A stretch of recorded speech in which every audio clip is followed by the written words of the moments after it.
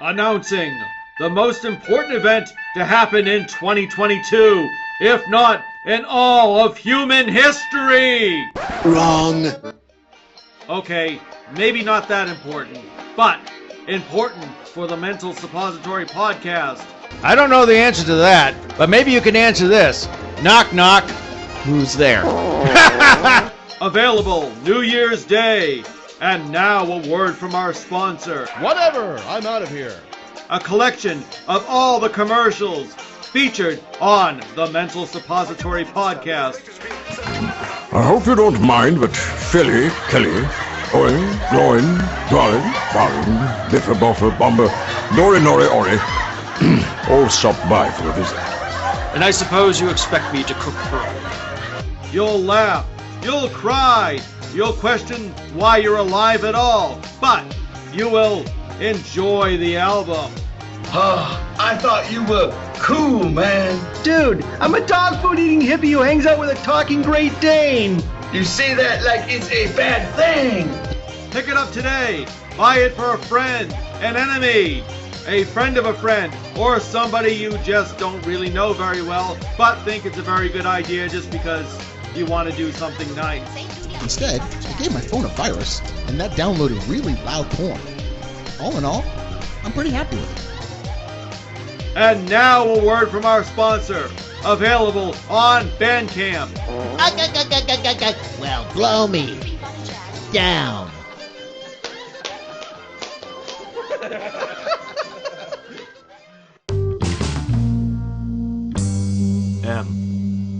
The Media Project. Excuse me, do you mind if I join you?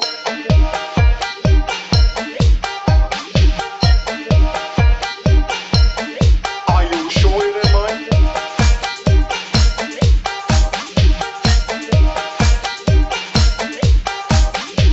You're absolutely sure I'm disturb you?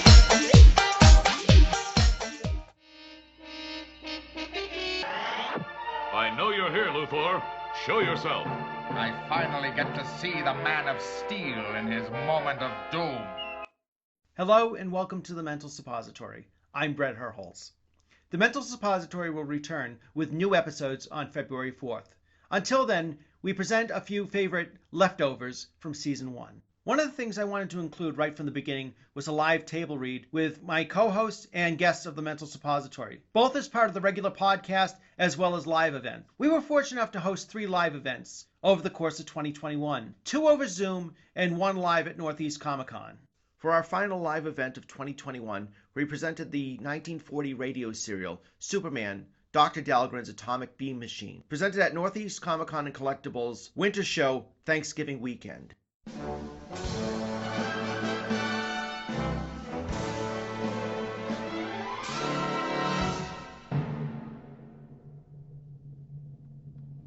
Presenting Superman! Up in the sky! It's a bird! It's a plane! It's Superman! And now, Superman, amazing figure from another world with powers and abilities never before realized by mortal men. When we last saw Superman in his disguise as young Clark Kent, reporter for the Daily Planet, he and his editor, Perry White, had just received a warning telephone message from a mysterious voice, which identified itself as the Yellow Mask.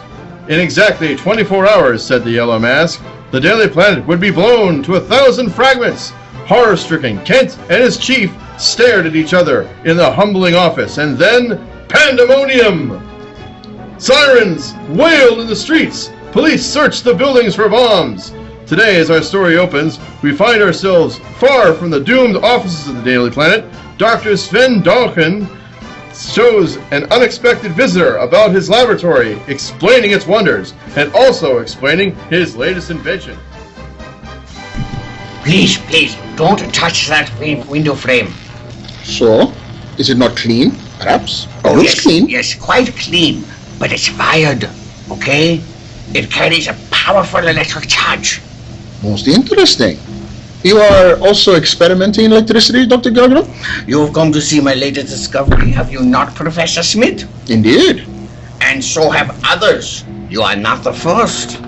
Others would not only like to see it, but gain possession of it. No, I cannot believe it. Oh, it's quite true, I assure you.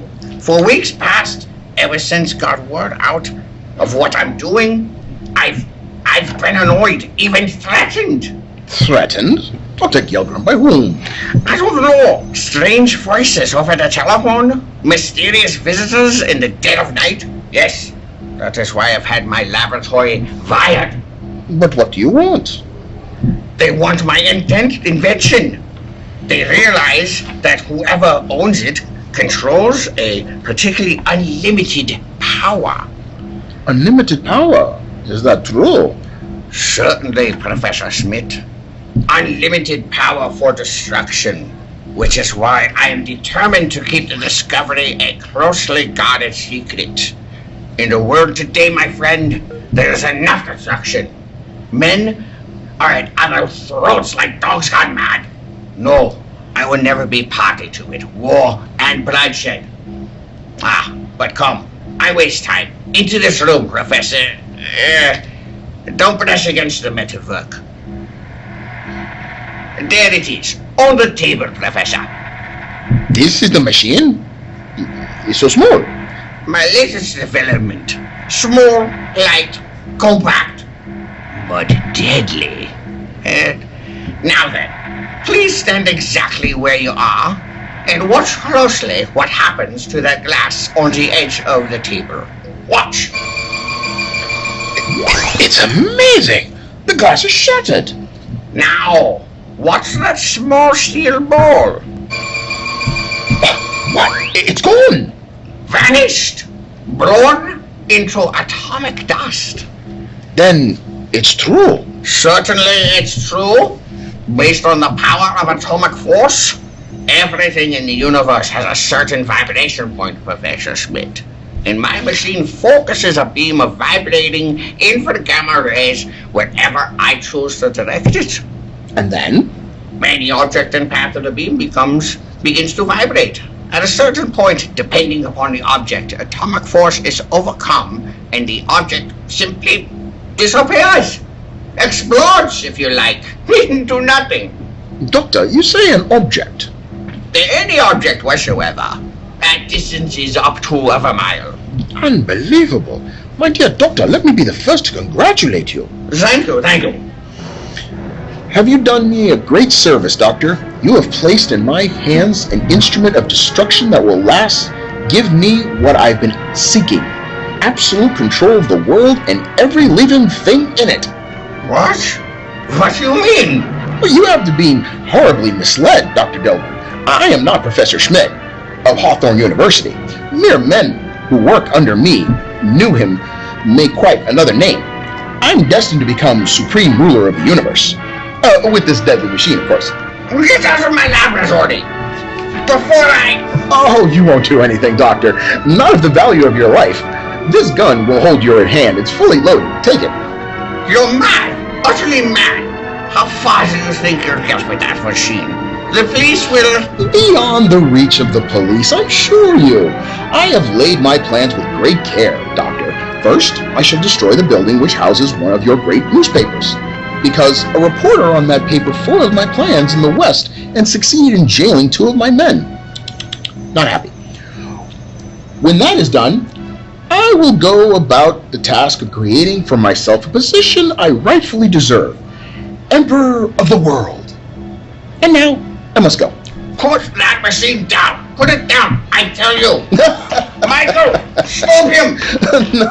No living thing can stop me now, Doctor. Goodbye, Doctor. Don't let him get away. Michael. Doctor, what's happened? Catch him, Michael. Catch him. Doctor, what's the matter? You're pale. He got away with the atomic beam, Michael. Do you know what this means? That lunatic. He has in his hands the power of life and death. He is a walking symbol of death.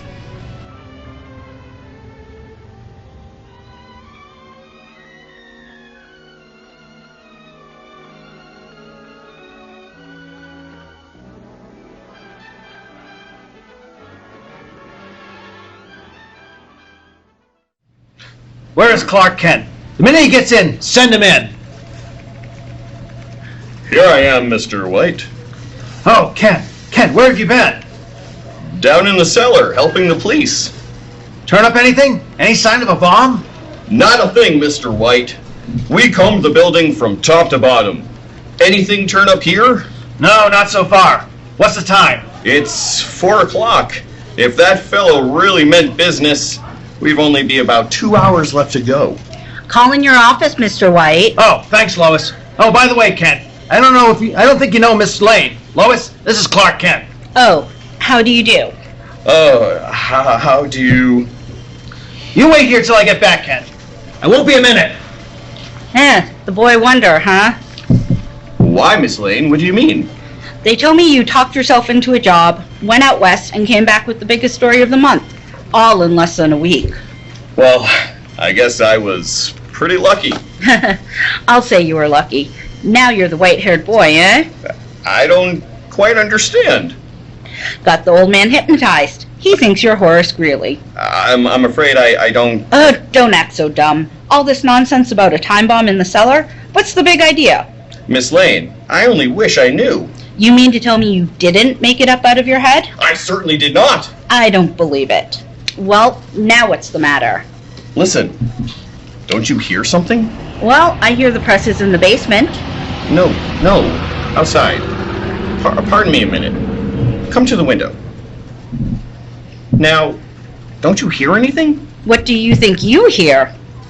A plane. There's a plane out there, flying low. Well, I'll be dead.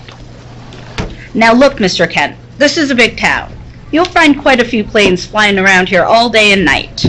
If it bothers you, you'd better go back to the farm. No, really, I meant it. Yes, I really meant it too. Tell the old man about your big discovery. Here he comes now. Well, anything new?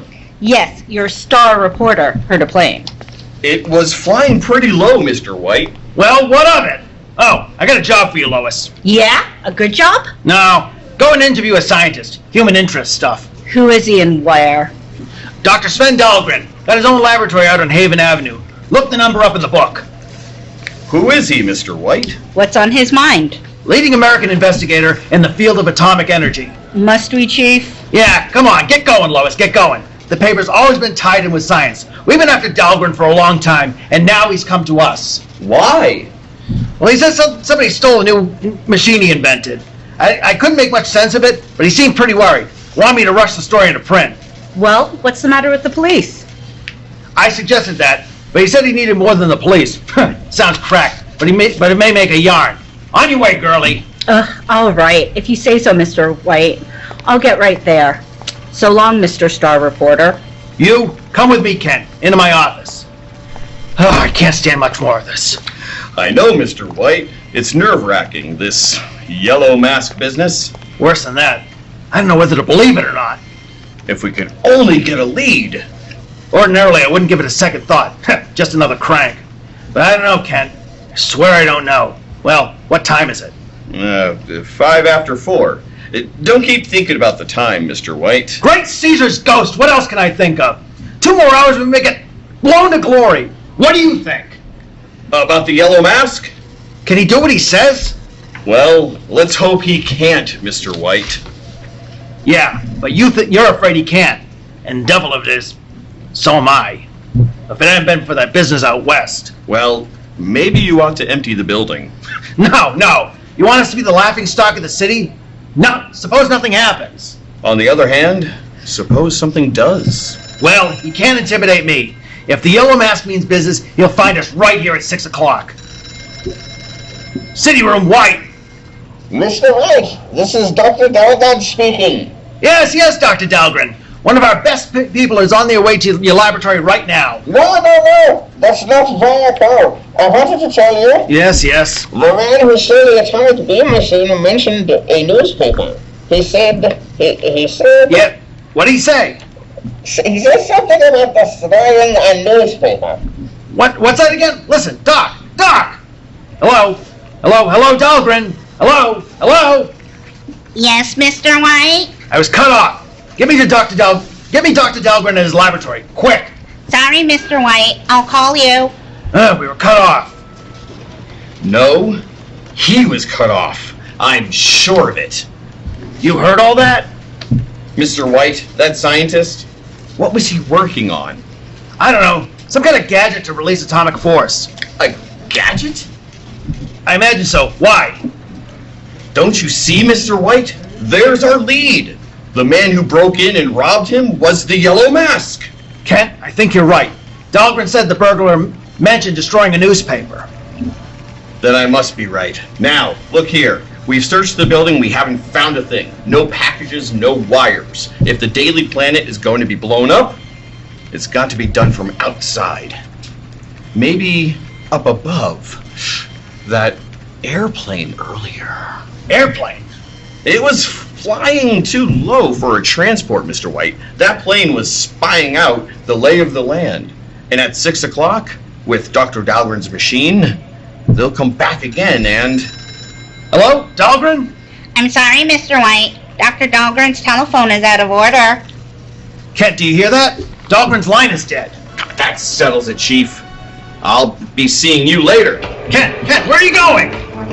After Miss Lane. Something's wrong at Dahlgren's. If it's the mask, well, there's not much time to stop him. So long. Hey, kid, what's your hurry? Yeah, got another front door scoop, kid? Oh, thank heaven. The locker room's empty. Quickly now. Out of these clothes. It's Superman's turn now. Oh, someone's coming to the window. Out! And up, and away! Not much time left. Got to find Miss Lane, find out what happened at Dahlgren's, and stop the Yellow Mask. Higher we go! Higher! Faster! Faster! Faster! Deadly peril hangs over the offices of the Daily Planet. Already the Yellow Mask is in possession of a mighty and terrible weapon. Time is growing short, but Superman is on the way, powerful from streaking through the night sky. Red cape whistling in the wind. Can he arrive in time? And what new unforeseen danger is already creeping in the laboratory of Dr. Dahlgren with Miss Lois Lane about to enter the all-unknowing? Tune in next time and follow the story. Remember, be with us again for the exciting next installment, transcribed installment of Superman. Look, up in the sky, look! It's a bird! It's a plane! It's Superman! Superman is a copyrighted feature. You have been listening to Superman, Dr. Dahlgren's atomic beam machine. The part of Superman and Dr. Dahlgren were played by Jamie Billings. The part of Lois Lane was played by Goddard. The part of Perry White was played by Bret Herholz. The Yellow Mask was played by Neves. The announcer and Michael the lab assistant were played by Andrew Shanley. Other parts were played by members of the cast. It was produced by the Mental Suppository in cooperation with Northeast Comic Con and Collectibles.